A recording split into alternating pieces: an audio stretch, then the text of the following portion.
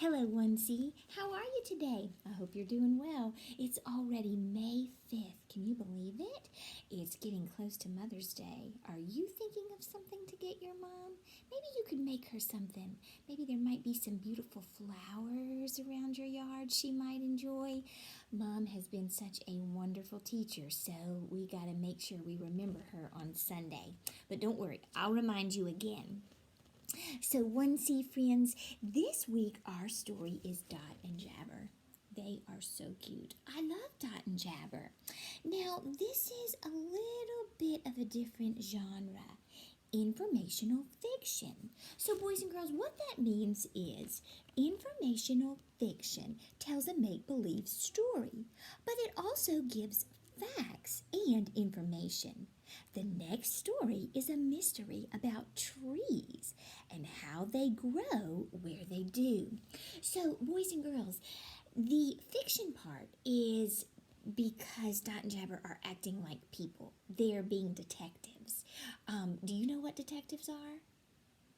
Yeah, they're people who look for clues. Detectives solve crimes and they help people figure things out. Well, Dot and Jabber have a question about the little tree. And so they go on a little bit of an investigation. But along the way, the facts and details that they give us are true. And so I really like that about the story. Dot and Jabber are the teachers. They're the detective teachers. And so I like that. I love the pictures. So, boys and girls, this week as you read your story, think about the things that are facts. And think about the things that are fiction when Dot and Jabber are acting like people. They meet several people, or several animals, I should say, in their habitat. So it's pretty fun.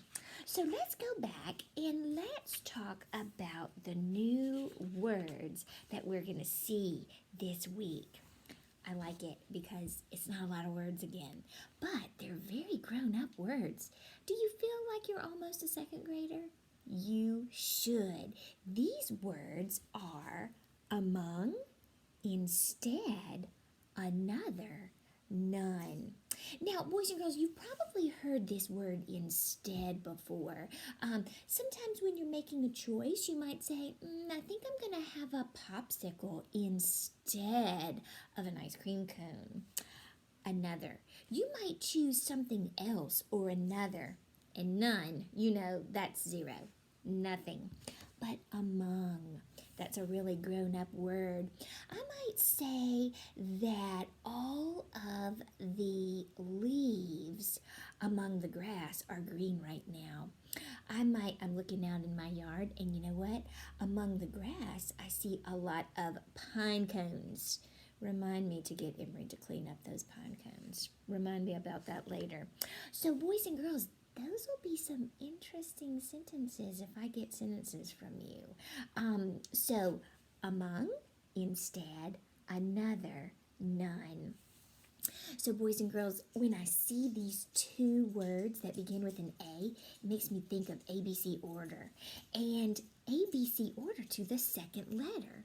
You see, I have an A and an M, and then an A and an N. Boys and girls, if I wanted to start an ABC order, what would I put first? Among, absolutely. And then another.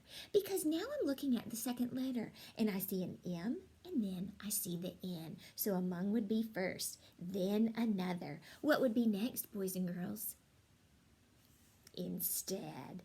And last would be none. So I'm glad we got to practice that. We've got the ooh sound. That's pretty easy for us. Stood, cook, good, book, look. Maybe you can read these sentences a little later. Well, boys and girls, there was one other thing that I wanted to remind you of.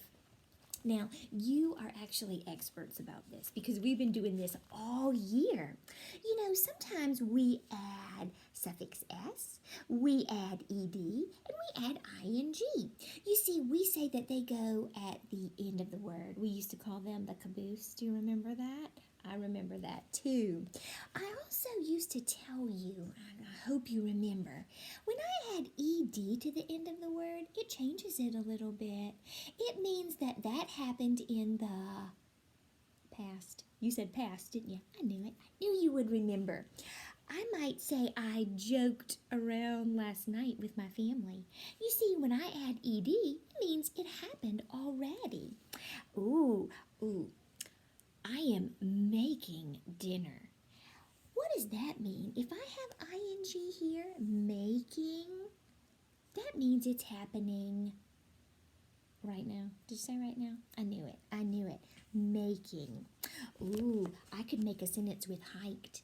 Now, if it has this ed on the end, it means that it's already happened. So it's happened in the past. I need to say that maybe my friends hiked yesterday.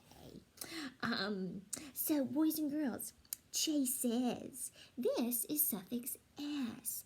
I might say that the cat chases the yarn. That means that it's happening right now. So boys and girls, these suffixes help us understand the tense. We call that the tense, the present tense or the past tense. So that's why these suffixes are so important. I hope maybe that you'll read these sentences with your family. And here's a way to practice your vocabulary words that we just learned.